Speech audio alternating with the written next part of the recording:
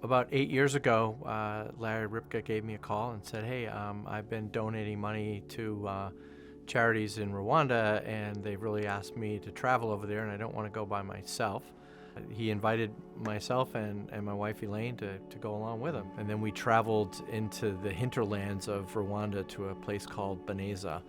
And we found ourselves immersed in this culture of people who basically had no infrastructure at all. No running water, just had gotten electricity a week before we had gotten there. And we met this gentleman, John Kasangwa, who was bringing much needed resources to this town of 26,000 people. And he was working with the children and building elementary schools and putting clean water in, and so we got to spend a bunch of time with him. We were sitting on this hill at kind of the end of our trip, and there's 10 of us up on top of this hill, and John said, I have a dream, and my dream is I would like to put a vocational high school on this site right here. And we're like, well, tell us some more. And John said, well, I'm trying to acquire the land first on top of this hill. 5 families came together and we purchased the land, which was the beginning of this journey that we've been on to build a vocational high school.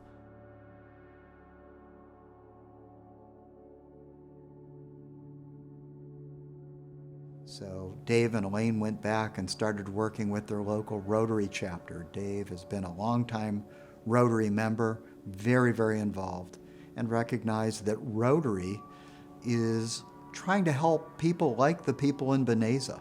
Dave came to the Gloucester Rotary Club about 4 years ago and told us about this project that he was doing in an area close to Kigali. And he caught my imagination. He caught the entire club's imagination. He told us about a community that population-wise was very similar to Gloucester and Rockport. But unlike Gloucester and Rockport, they had no electricity. They had no running water. They had no medical services. They had no secondary education. And yet, these people had all kinds of hope and energy and joy in their lives. We've done 2 projects since then. One was building the kitchen at the high school, and another was a well project that provides clean water to most of the community. We saw pipes coming out of the ground with a drizzle of water, and personally made the hike from Kivu Hills Academy down to Lake Kivu, which is very steep and rocky and muddy and slippery, and to think of these people having to make that walk to get water, it's usually the women and the children, and then to go up that hill carrying water. From the pictures that we saw of, when the waters flood and the water becomes contaminated, they needed a way to get water from further out in the lake that wasn't subjected to that contamination.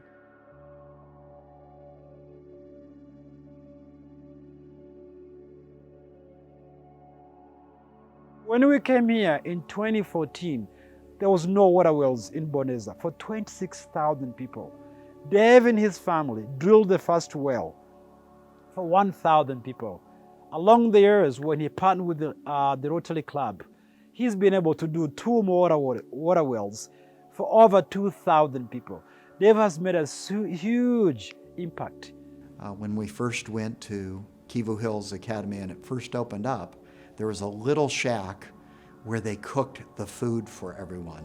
It looked fairly unsanitary to all of us with these giant pots where they cook things.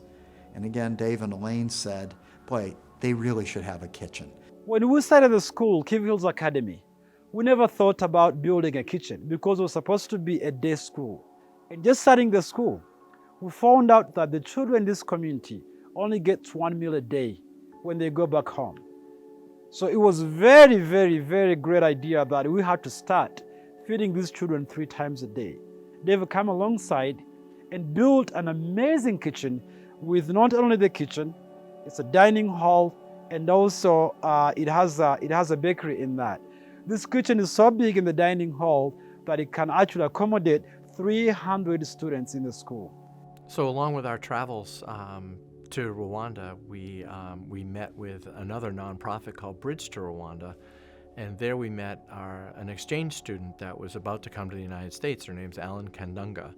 And Ellen spent all of her free time away from Bates College for a 4-year period of time with us and our family, and got to meet my two boys and my wife, and she became a member of the family. And she has started a company called Talent Match, which is a business education partnership that trains students or informs students as to what skills they need to pursue careers in the area of interest.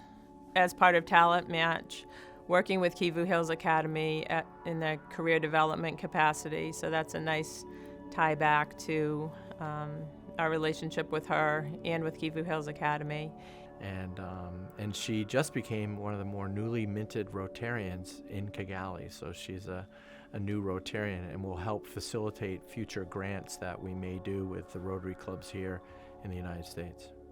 I guess, bringing the golden rule to life is, do unto others as you would want to have done unto you. And so that message permeates through the culture at Valmark Securities.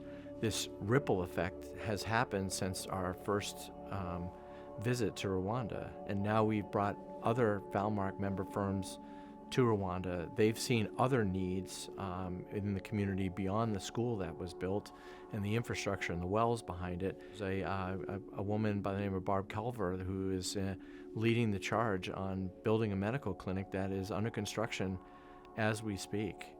And it's amazing to watch this whole process go on within the other Valmark firms and within the community that we have here.